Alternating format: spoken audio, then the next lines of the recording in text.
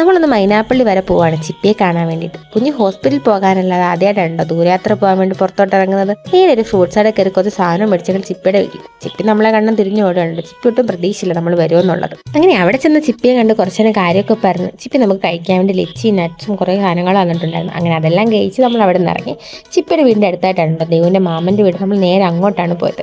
അവിടെ ചെന്ന് കയറിയപ്പോൾ തന്നെ മാമി എന്ത് വേണം എന്നുണ്ട്. അപ്പോൾ ഞങ്ങൾ ഉള്ളതെല്ലാം ഇങ്ങ് എടുത്തേക്കാൻ പറഞ്ഞു. അപ്പോഴത്തേക്ക് മാമി കുടിക്കാൻ വേണ്ടിയുള്ള നീരും പിന്നെ കുറച്ച് കരിക്കും പിന്നെ കഴിക്കാൻ വേണ്ടി കുറച്ച് സ്നാക്സ് ഒക്കെ തന്നിട്ടുണ്ടായിരുന്നു. അങ്ങനെ അതെല്ലാം കഴിച്ച് പുറത്തോട്ട് ഇറങ്ങിയപ്പോഴോ കഴിക്കാൻ വേണ്ടി പിന്നെയും പുറത്ത് കുറേ സാധനങ്ങൾ ചാമ്പയൊക്കെ നിറയെ പൂത്ത് നിൽപ്പുണ്ടായിരുന്നു. അങ്ങനെ അതും കുറച്ച് പിച്ച് കഴിച്ച് പിന്നെ എൻ്റെ സ്റ്റാർ പുളിയും അമ്പഴങ്ങി റംബൂട്ടാനും എല്ലാം ഉണ്ടാകുന്നുണ്ട്. അങ്ങനെ അതെല്ലാം പിച്ച് കഴിച്ച ശേഷം പിന്നെ കുറേ കാവടിക്കാത്ത മരങ്ങളൊക്കെ ഉണ്ടായിരുന്നു. അങ്ങനെ അതെല്ലാം കണ്ടപ്പോഴത്തേക്കും മാമ വന്നിട്ടുണ്ടായിരുന്നു. മാമൻ ഇല്ലായിരുന്നു, പുറത്ത് പോയേക്കത്ത്. പിന്നെ മാമ വന്നിട്ട് മാമൻ്റെ വക കുറേ റംബൂട്ടാനും സ്റ്റാർ പുളിയൊക്കെ പിച്ച് തന്നിട്ടുണ്ട്. കഴിക്കാൻ പറ്റുന്നതൊക്കെ അവിടെ നിന്ന് കഴിച്ചിട്ട് ബാക്കിയൊക്കെ പറക്കി ഞാൻ കാറിനകത്തിട്ടോ. അങ്ങനെ അവിടുത്തെ പരിപാടികളെല്ലാം കഴിഞ്ഞ് ഞങ്ങൾ ഇറങ്ങി തിരിച്ച് തൊടിയൂർ വഴിയാണ് കേട്ടോ വന്നത്. സംഭവം ഈവനിങ് ആകുമ്പോൾ അവിടെ കുറേ ആളുകൾ ഇങ്ങനെ വന്നിരിക്കാറുണ്ട്. അവിടെ കടകളൊക്കെ ഉണ്ട്. സംഭവം നല്ല ഭംഗിയാണ് കേട്ടോ കാണാൻ. അങ്ങനെ അതൊക്കെ കണ്ട് തിരിച്ച് നേരെ വീട്ടിലോട്ട് വരുന്നു. അപ്പോൾ അതിൽ tata bye bye, see U.